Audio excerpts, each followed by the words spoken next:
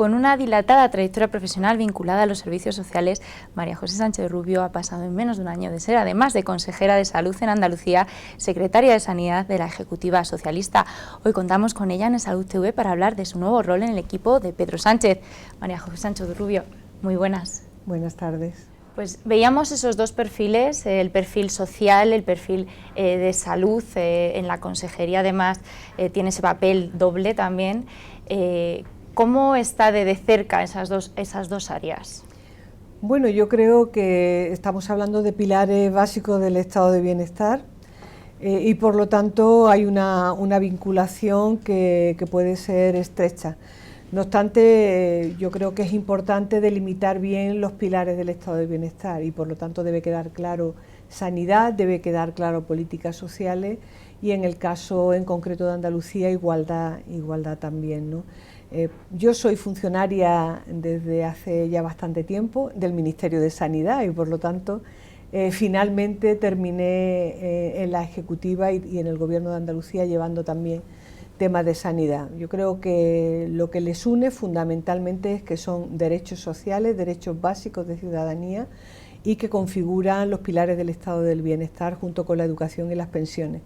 Así que me siento muy cómoda porque quizás aúne también un compromiso no solamente político sino también profesional.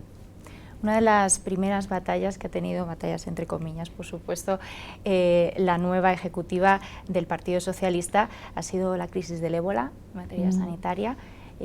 ¿Cómo se ha vivido? Porque bueno, desde el Partido Popular ahora mismo se está haciendo un poco ese balance de parte de que bueno, el Partido Socialista quizás ha pedido esa dimisión y se ve como un poco crisis institucional, ¿no?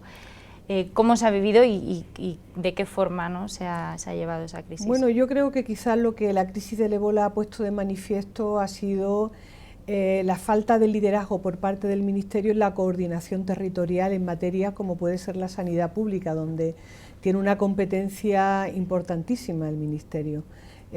Por otra parte, también ha puesto en evidencia cómo abandonar la parte de salud pública por parte de la Comunidad Autónoma de Madrid era un tema que finalmente iba a tener consecuencia en una crisis, como pueda ser una crisis sanitaria como la que produjo el ébola.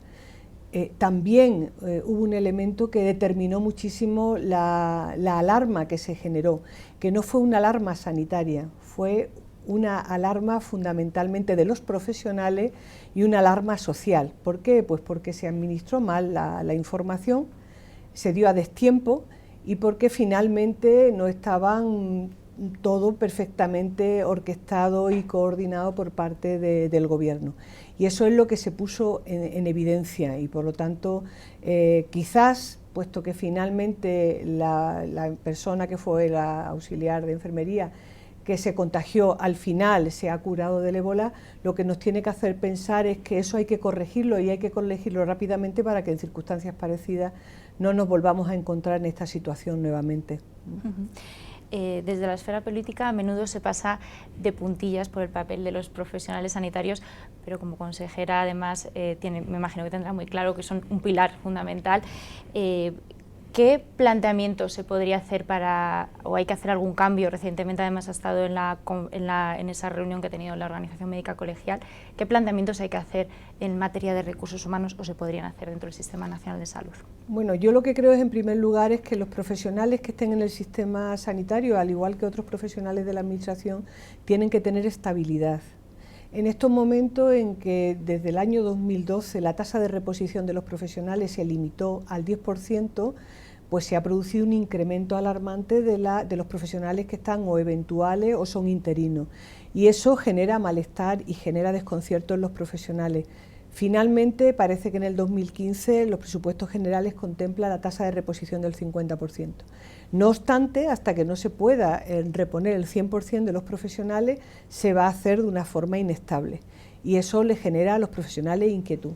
Creo que, igual que hablábamos antes con los temas de salud pública, en materia de profesionales también hay que tener un hilo conductor en todo el territorio nacional, es decir, en todas las comunidades autónomas, que se coordine desde el Ministerio, porque no puede haber 17 fronteras también en el ámbito de los profesionales. Yo creo que queda mucho camino por recorrer en ese sentido, por lo tanto, por parte del Ministerio, y tiene que vincularse a los representantes de los trabajadores también, no puede ser solamente a nivel de los profesionales, de los representantes de los profesionales, sino también de los representantes de los trabajadores en general. Creo que queda mucho por recorrer y, por lo tanto, los profesionales, la estabilidad, no solamente en la estabilidad en el empleo, sino la estabilidad también salarial. Pues hay una variedad impresionante en este país en estos momentos en esos temas. Llevamos años hablando del Pacto por la Sanidad, parece que no sigue adelante, parece casi una utopía. Con la nueva ejecutiva hay nuevos aires. ¿Se podría un poco de alguna forma potenciar? ¿Hay margen para llegar a ese pacto por la sanidad? Yo creo que hay un pacto fundamental por la sanidad, hay que trabajar por la sanidad, hay que buscar acuerdos por la sanidad, acuerdos que tengan carácter de país, es decir, es un problema de país, los problemas que surgieron, por ejemplo, en materia de salud pública con el ébola, era un problema de país. Pero creo que lo más importante va a ser finalmente que si la Constitución se abre, finalmente se debate sobre la Constitución, tendrá que la sanidad aparecer como un derecho fundamental. No solamente desde el punto de vista de la garantía del sistema público de salud, sino también desde la garantía de la financiación, porque el sistema se hará insostenible si sigue finalmente bajando el porcentaje de PIB al respecto de la sanidad. A Bruselas recientemente el Gobierno de España mandó una propuesta todavía de rebajar más la participación del PIB hasta el 5,3%. Nosotros entendemos que entre el 6 y el 7, más bien cercano al 7, sería sostenible la sanidad pública de una forma razonable.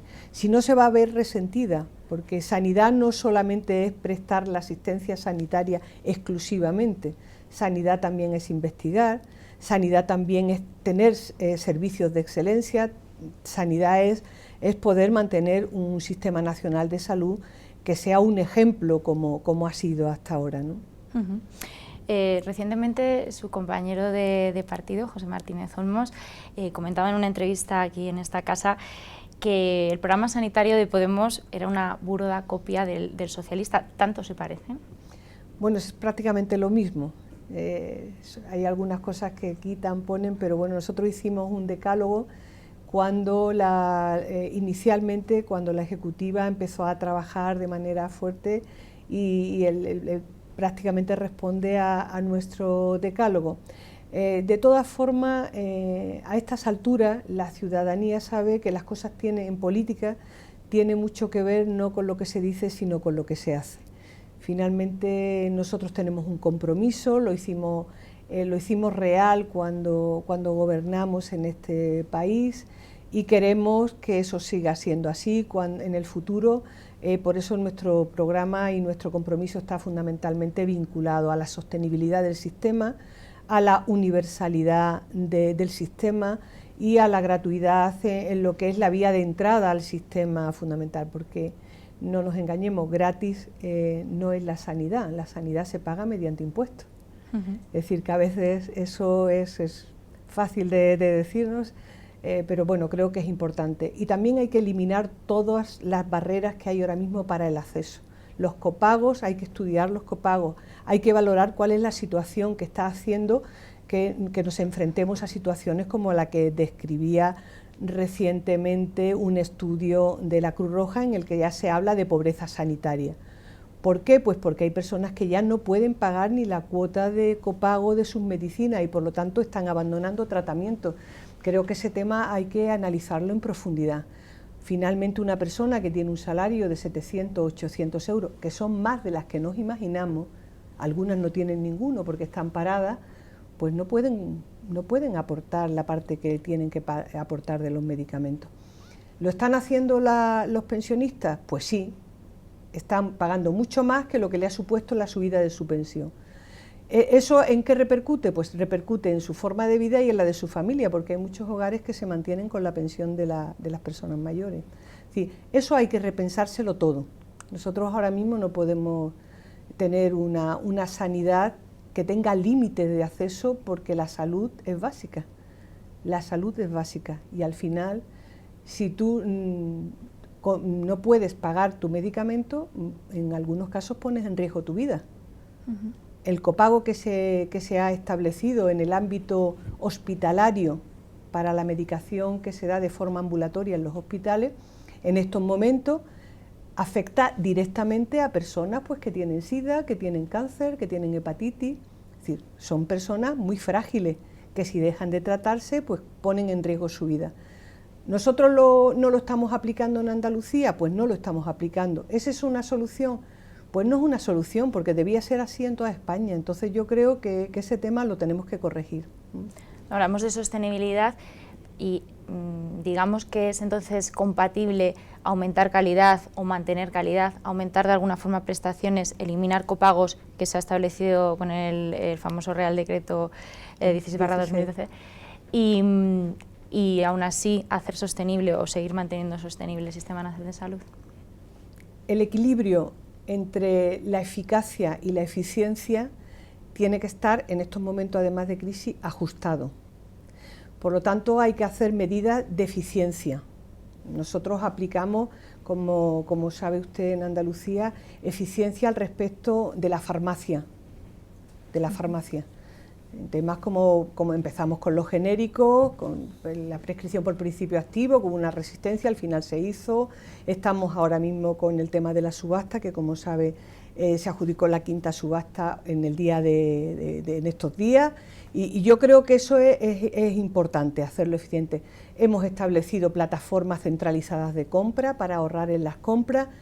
Todo eso es importantísimo, pero si no hay un porcentaje del PIB vinculado a la sanidad de manera marcado, esto para sanidad, va a ser muy complicado, porque las medidas de eficiencia, al final, si no están equilibradas, por decirlo en términos coloquiales, las costuras se rompen.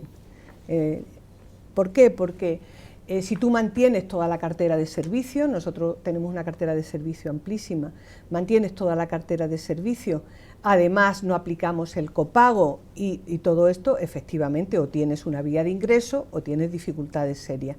Nosotros estamos al máximo ahora mismo, creemos ya en las medidas de eficiencia, y ahora necesitamos una estabilidad en la financiación. En las comunidades autónomas, pues sí, nosotros tenemos el 45,5% del total del presupuesto de la Junta en la consejería que me toca a mí presidir en estos momentos, pero finalmente tiene que haber un esfuerzo para todo el territorio, porque si no tendremos fronteras, vamos a tener fronteras de servicios y de prestaciones, y creo que eso no lo queremos ninguno. Las personas tienen que ir con su tarjeta sanitaria y la tienen que poder utilizar aquí con su receta electrónica. Nosotros llevamos 10 años con la receta electrónica. La puedes utilizar en Andalucía, la puedes utilizar en Madrid, así debe ser, o en Galicia o en cualquier sitio. Eso es lo que quiere la gente y lo que nosotros tenemos que posibilitar desde el Estado, desde el Gobierno de España, ¿no? Ha comentado precisamente esas 5.ª subastas, 15 millones de euros de ahorro frente a los 200 que se estimaban. Aún así, compensa establecer esas subastas y si el PSOE llegara a gobernar, de alguna forma se pondría en esas subastas a disposición o una medida a implantar dentro de todo el sistema sanitario. Bueno, lo de los 15 millones de euros se refiere a los medicamentos en cuestión de pero nosotros con las subastas que ahora mismo tenemos en funcionamiento, no solamente con la 5ª, sino con el resto de las subastas que siguen a la vez, están funcionando, tenemos en torno a unos 200 millones de euros de ahorro aproximadamente. Puede subir más o bajar un poquito, unos 200 millones de euros.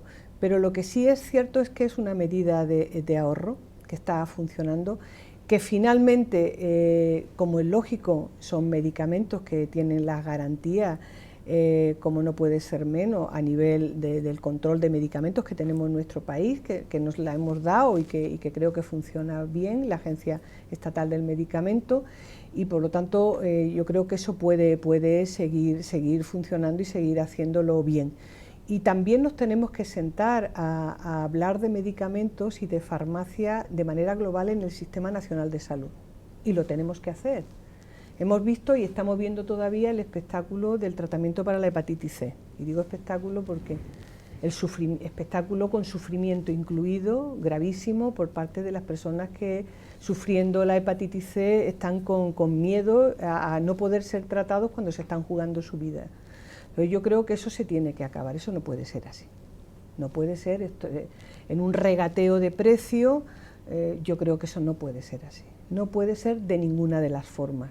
Un medicamento que empezó, creo recordar, con $150.000 costaba inicialmente, cuando no sé, y ha ido, no sé ya por dónde estamos, pero bueno, finalmente, sea como sea, ese no es el sistema. Al respecto de la farmacia y de los medicamentos, el Sistema Nacional de Salud tiene que hacer un análisis profundo de cómo nos vamos a enfrentar, porque afortunadamente investigamos, afortunadamente cada vez las medicinas son mejores, curan, y cuando la gente sabe que tiene una enfermedad, que hay una medicina que la cura, pues quiere que se la den. Solo un apunte, pero, me permite, porque estamos hablando de subastas y no lo podemos evitar. El Constitucional, las subastas están pendientes del Constitucional de alguna forma. En caso de que finalmente el Tribunal dictaminara una invasión de competencias, ¿tiene un plan B Andalucía de alguna forma para conseguir esos ahorros que se preveían? Bueno, vamos a ver, como usted sabe, hasta ahora ha habido, el Gobierno de España llevó el decreto que regulaba las subastas al Constitucional. Al margen de eso, pues recurrió en contencioso administrativo cada vez que se sacaba la subasta. Hasta ahora todos los recursos están dando la razón a la Junta de Andalucía, exceptuando el Constitucional, que no se ha pronunciado todavía. Nosotros esperamos, porque creemos firmemente, aunque se sacó una modificación legislativa ad hoc para que efectivamente quitar competencia en ese ámbito a las comunidades autónomas, creemos no obstante que tal como lo hacemos nosotros no invade competencia, De no ser así, tendremos que buscar qué fórmulas hacemos para seguir trabajando en ahorro en materia de farmacia.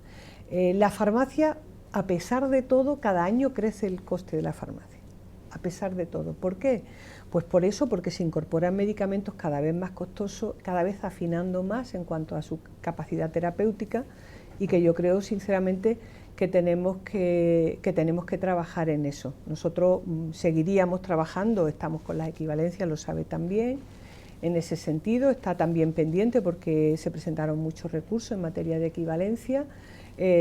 Bueno, lo estamos haciendo en colaboración con las sociedades científicas, a veces aparece alguna sociedad científica que no está de acuerdo, pero por regla general lo solemos hacer, como es lógico, manteniendo el objetivo principal del medicamento, que es que cure la patología a la que va dirigida el mismo, ¿no? ¿Pasarán el trámite esta vez de las equivalencias o...?